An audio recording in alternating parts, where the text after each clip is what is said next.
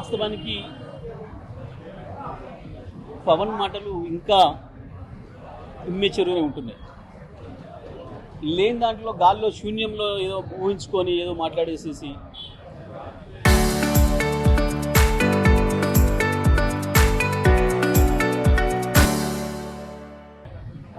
ఆయనను ఎవరో ఏదో అన్నాడని చెప్పి ఎవరో ఏదో మాట్లాడితే అనామకులు ఎవరి గురించి మాట్లాడుతున్నాడో చెప్పాలి. ఆయన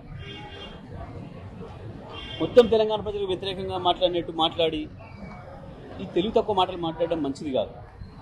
సినిమా డైలాగులు మాట్లాడి ఇష్టం వచ్చినట్టు మేము పాకిస్తాన్ పోతాం, నిజంగానే పాకిస్తాన్లో ఉండవలసిన మనిషి ఉన్నట్టున్నాడు. ఆ మాటలు అర్థం లేకుండా నీ గురించి ఎవరు మాట్లాడితే వాని గురించి మాట్లాడు. తెలంగాణ ప్రజలు మీకు బోవ పెట్టింది, తెలంగాణ ప్రజలే మిమ్మల్ని జాదింది. ఇవాళ మీ పెరుగుదలలో మీ ఎదుగుదలలో ప్రతి ఇంచు తెలంగాణ ప్రజల దయ, తెలంగాణ ప్రజల దాక్షిణ్యం.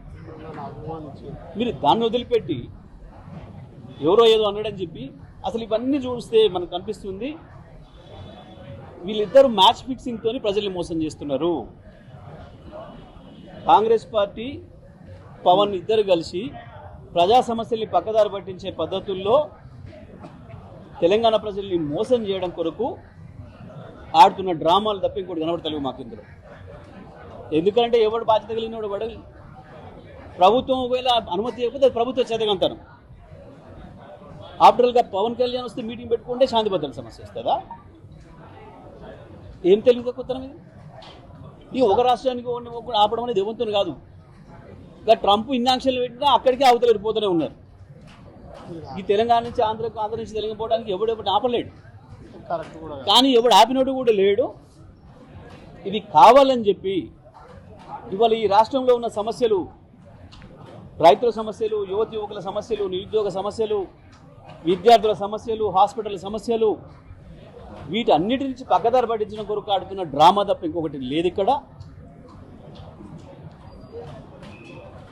ఇంకొకటి ఆయన ఇంకో తెలియదు ఒక మాట మాట్లాడండి.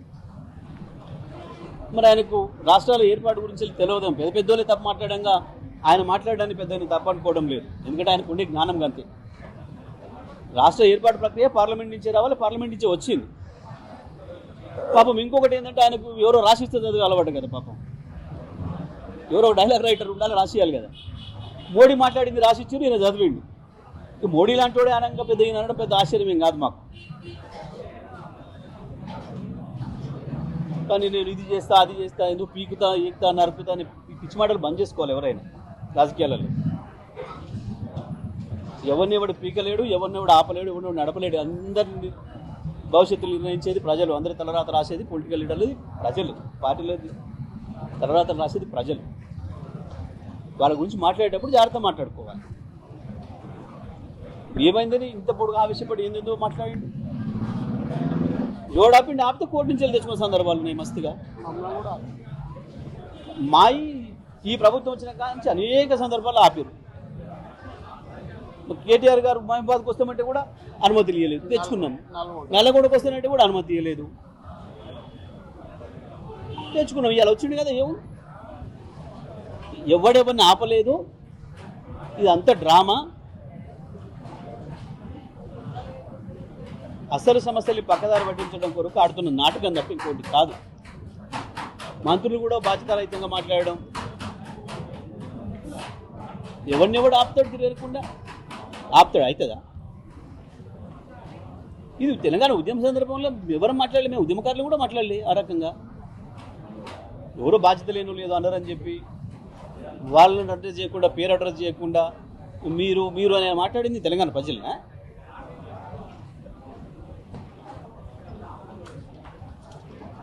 ఓ బాధ్యతాయుతమైన పదవిలోకి వచ్చినప్పుడు ఆలోచించి మాట్లాడాలి ప్రతి పదం కూడా. ఎవరికని రాదు, మాకు అనరాదా? అందుకంటే పెద్దగా మాట్లాడొస్తుంది. ఇట్లా కాదు కదా, బాధ్యత ఉండాలి కదా. ఏదో ఆయన వెళుతుండు, ఈయన ఆపినట్టు, నేను లేసరి సంగతి చెప్తాను ఎవడు అని వెనకట అన్నాడని వృద్ధన్నాడు. ఇవన్నీ నాటకాలు తప్ప ఇంకోటి కావు. ఇవి ప్రజల సమస్యలకు సంబంధించినవి కావు. ఈ సమస్యలు ఇప్పుడు ఇవాళ తెలంగాణలో ఇమ్మీడియట్గా ఉన్న సమస్యల్ని పక్కదారి పట్టించడం కొరకు కాంగ్రెస్ పవన్ కలిసి ఆడుతున్న నాటకాల పని ఇంకోటి కావు. తెలంగాణ ఎవడం వస్తుందో కాదు, వచ్చే ఎన్నికల్లో పోటీ చేస్తానని చెప్పేసి కూడా మాట్లాడారు. ఇంతకుముందు చేయలేదా? కొత్తగా చేసేది ఇంతకుముందు చేస్తే వచ్చే కదా కోట్ల ఓట్లు. ఇది కొత్తగా ఇవాళ చేస్తా, లాస్ట్ టైం చేసింది కదా, వచ్చినాయి కదా 100 కొద్ది ఓట్లు సీట్లు. ఇవే ఈ సినిమా డైలాగ్లని అందుకే అంటున్నాను నేను. కొత్తగా చేసేది ఈ రాష్ట్రంలో అనేక పార్టీలు పోటీ చేసినాయి.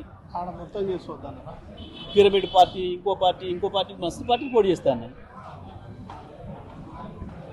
అభ్యర్థులు దొరికితే పోటీ చేస్తామా, ఎవడు ఆపుతాడు?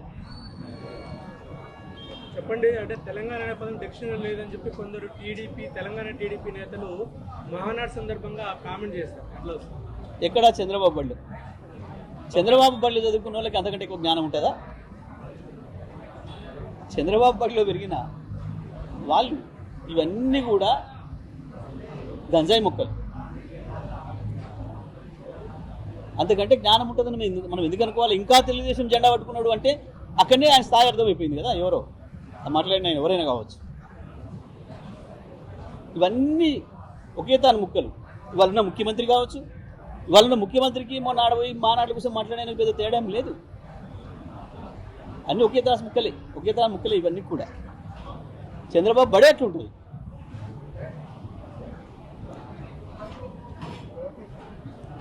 అంతకంటే ఏం తెలుస్తుంది వాళ్ళకి?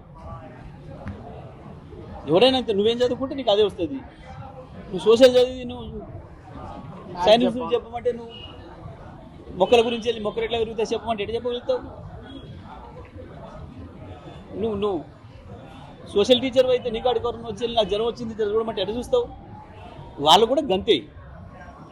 చంద్రబాబు బడిలో ఉన్న తర్వాత వాళ్ళకి తెలంగాణ కనబడదు. తెలంగాణ పదం ఇప్పటికి ఈ ముఖ్యమంత్రికి తెలంగాణ అనకపోయి చంద్రబాబు బడి నుంచి వచ్చినాడే కాబట్టి. అంతకు మించి పెద్ద వాళ్ళకి ఆన్సర్ ఇవ్వాలని అవసరం కూడా ఏం లేదు. టీడీపీ బడి కాదు, ఓన్లీ చంద్రబాబు బడి మాత్రం. చంద్రబాబు బడి 100% చంద్రబాబు బడి. ఎందుకంటే పాపం టీడీపీ పెట్టిన మహానుభావుడు లేడు కదా ఆయన. తెలంగాణ ఉద్యమ నాటికి ఆయన లేడు కదా. ఆయననే పుట్టన పెట్టుకుంది కదా చంద్రబాబు బడి. టీడీపీ బడి నుంచి చాలా మంది వచ్చారు మీ పార్టీలకి. అఫ్ కోర్స్ మేము మా పాటలు నేర్పుతాం కదా. రాగానే మా బడిలోకి వస్తే మా చదువు నేర్పుతాం కదా. కేసీఆర్ బడిలోకి వచ్చిన తర్వాత కేసీఆర్ చదువు నేర్చుకోవాలి తప్ప అది ఉండదు కదా. అది ఇంకా అక్కడనే ఉన్నారు కాబట్టి చెప్తున్నాను నేను. చంద్రబాబు బడిలో ఉన్న వాళ్ళకి అవే వస్తుంది చదువు.